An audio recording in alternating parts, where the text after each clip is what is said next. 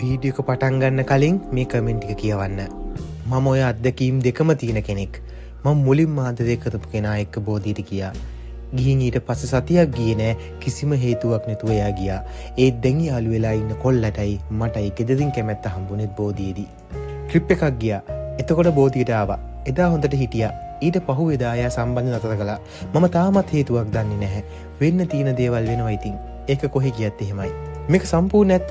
අපි ගියපු දවසේ ඉඳන් මාස 3ක් විතර යනකම් හඳු විතරමයි. ඊට පස්සේ අපි කතා කරලා අයින් වුණා. පස්සේ තේරුනේ එයා මට හරිය නැති කෙනෙක් කියලා. ඇත්ත, මගේත් මුල් සම්බන්ධය නැවතුණා. අපි මුලින්ම හම්බුනේ එතනදී.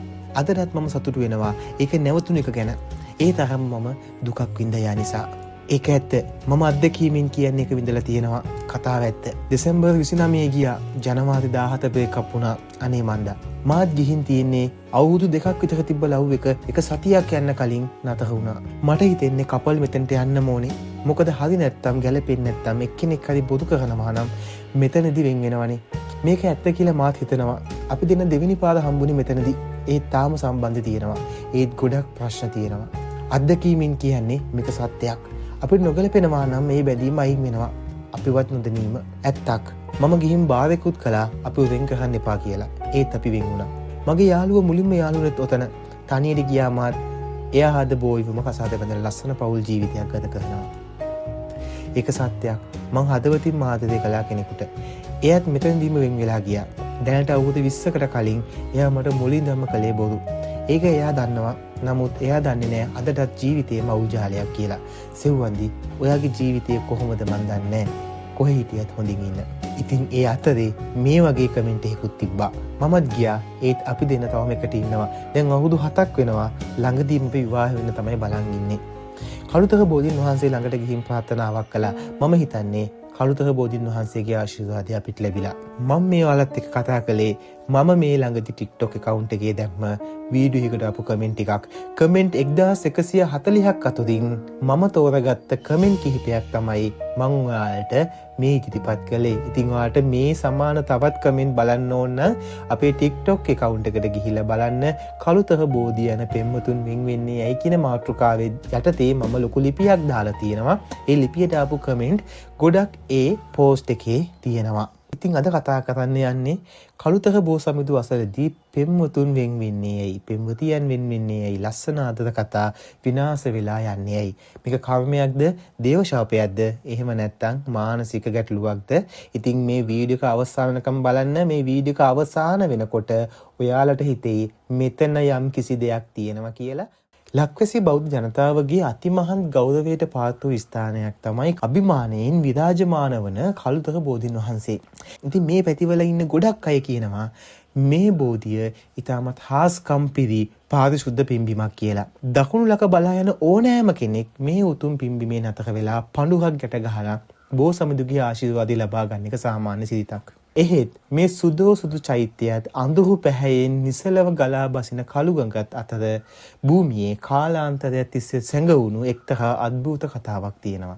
ඒ තරුණ පරම්පරාව අතර දැන් දශකයකට දෙකකට හෝ ඊට වැඩි කාලයක සිට දැඩි කුතුහලයක් මෙන්ම গুপ্ত බියත් ජනිත කරවන්නක්. ආදරය කරන දෙන්නෙක් එකට කළුතර බෝධිය වදින්න ගියොත් ඒ ආදරේ වැඩි කල පවතින්නේ නැහැ. ඊටා කෙටි කලකින් ඔවුන් වෙන් වෙනවා. මේක හුදෙක් කටකතාවක්ද? එසේත් නැතිනම් අපට නොපෙනෙන මානයක පවතින අద్භූත බලවේගික ක්‍රියාකාරීත්වයක්ද? අද අපි මේ දේ ගැන සවිස්තරාත්මකව සාකච්ඡා කරමු. පාරිශුද්ධ භූමියේ කර්මානුරූපීව සිදුවන පෙරහන. කළුතර බෝධීන් වහන්සේ කියන්නේ අනුරාධපුර ජයශ්‍රී මහ බෝධීන් වහන්සේගේ දෙසිස් පළරුහ බෝධීන් වහන්සේ නමක්. වසර 100 ගණනක් තිස්සේ ලක්ෂ සංඛ්‍යාත බැතිමතුන්ගේ මල් පහන් සුවඳ දුම් වලින් පිරිත් සජ්ජායනා වලින් පෝෂණය වෙච්ච මෙවැනි භූමියක් තුල පවතින්නේ ඊටමත් ආධ්‍යාත්මික සංඛ්‍යාතයක්. গুপ্ත විද්‍යාවට සහ කර්ම නියාමනයට අනුව මෙවැනි අධිශක්ති කලාපයකට තුල වන ඕනෑම දෙයක සත්‍ය ස්වභාවයේ වේගයෙන් ඉස්මතු වෙනවා. පෙම්වතුන් දෙදෙනෙක් මෙහි පැමිණි විට ඔවුන්ගේ ආදරය පදනම් වී ඇත්තේ අවංකකම, පරිත්‍යාගය සහ සැබෑ බැඳීම මතද? එසේත් නැතිනම් හුදෙක් කායික ආකර්ෂණය හෙවත් රාගය, බොරුව, වංචාව මත යන්න මේ පාරිශුද්ධ ශක්තිය ඉදිරියේ කිරා බැලෙනවා. ජ්‍යොතිෂයට අනුව සලකා බැලුවොත් යම් යුවලකගේ කේන්ද්‍ර සටහනේ 7 වෙන්න හෙවත් විවාහ ස්ථානය හෝ සිකුරු ග්‍රහය දුර්වලව පිහිටා තියෙනවා නම් සහ ඔවුන් කර්මානුරූපීව එකට ජීවත් වීමට නියමිත නැති අය නම් මෙම පින්බිමේ ඇති බලගත් ශක්තිය මගින් ඔවුන් ඉක්මනින්ම වෙන් කර දමනවා. එය ශාපයක් නෙමේ, අනාගතයේදී ඔවුන්ට මුහුණ දීමට සිදුවන විශාල විනාශයකින් ඔවුන් ගලවා ගැනීමක් ලෙසද ගොඩක් අය විශ්වාස කරනවා. බෝසමිඳුන්ගේ ආශිර්වාදය ලැබෙන්නේ සත්‍යයට පමණයි. මිරිඟුවක් පසුපස යන අයට ඉක්මනින්ම සත් අවබෝධ කර දීම එහි ස්වභාවයයි. ඉතින් ඊටත් අමතරව කළුතර බෝධියේ පිහිටා ඇති භූගෝලීය පිහිටීම අතිශයින් සුවිශේෂයි. එය පිහිටා තියෙන්නේ කළුඟක මහා මුහුදට වැටෙන අභිමුඛ වන මෝය කලාපයට ආසන්නව. ලෝකයේ පැරණි ගුප්ත විද්‍යා පරීක්ෂකයන්ට අනුව ගංගාවක් මුහුදට එක්වන ස්ථාන හඳුන්වන්නේ පෘථිවි ශක්ති ద్వාර ලෙස. නිරන්තරයෙන් ගලා බසින අඳුරු ජල කඳත් නිමක් නැති සාගරයත් එක්වන මෙම ස්ථානයේ චුම්බක ශේෂ්ත්‍රය මිනිස් මනසට සහ හැඟීම් වලට ප්‍රබල බලපෑමක් එල්ල කරනවා. යුවලක් අතර යම්කිසි සැඟවුණු ප්‍රශ්නයක් නොගැලපීමක් වෛරයක් තියෙනවා නම් මෙම භූමියේදී පවතින ශක්තිය විසින් එය සිය ගුණයකින් වර්ධනය කර පිටතට දමනවා.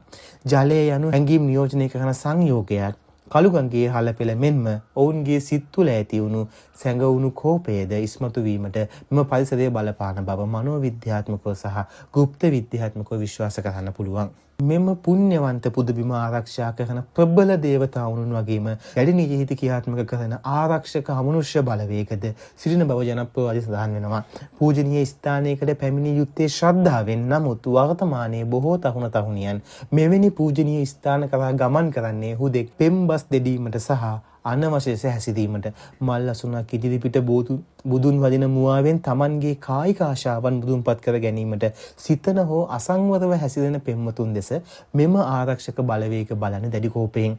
පාරිශුද්ධ භූමියක් අපවිත්‍ර කරන මෙවැනි බැඳීම් විනාශ කර දැමීමට ඔවුන් කිසිසේත්ම පසුබට වන්නේ නැහැ. ඔවුන්ගේ බැල්ම වැටුණු මොහොතේ සිට නොයෙකුත් අරදම්බල සැකකිරීම මෙන්ම හදිසි අනතුරු පවා ඇති වෙලා අවසානයේ ඔවුන් දෙදෙනා සදහටම වෙන්ම යනවා. ඉතින් වීඩියෝක අවසානයේදී අපි පොඩ්ඩක් කතා කරමු මේ සිදුවීමේ යම්කිසි මනෝවිද්‍යාත්මක පැතිකඩක් තියෙනවද කියලා. මොකද අපි අద్භූත ශාස්ත්‍රය වගේම විද්‍යාත්මක ශාස්ත්‍රයත් මේ පිළිබඳව සලකා බලන්න ඕනේ.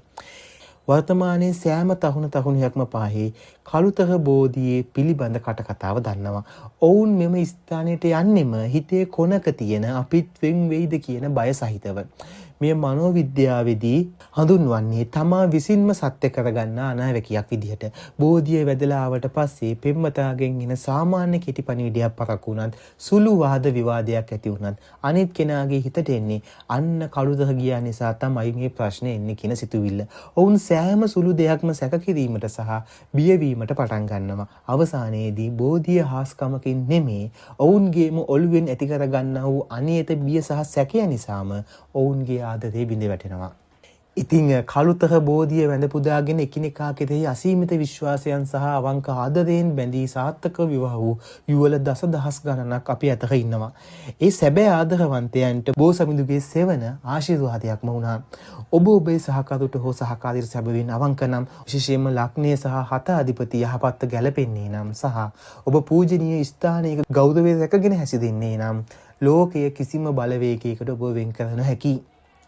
හැබැයි ඔබ ආදරය කරන්නේ රැවටීමෙන් නම් අනිවාර්යයෙන්ම කළුතර බෝසමිඳුන් අභියසදී ඒ බොරුව හෙළිවි ඔබ දෙදෙනාගේ මාර්ග දෙකක් වෙන්න පුළුවන්. ඉතින් මේ කතාව ගැන ඔයා හිතන්නේ මොකද්ද? පහලින් කමෙන්ට් එකක් දාන්න. බලමු කී දෙනෙක්ගේ ආදර කතා මේ පිබ්බිම නිසා වෙනස් වෙලා තියෙනවද කියලා. ස්තුතියි.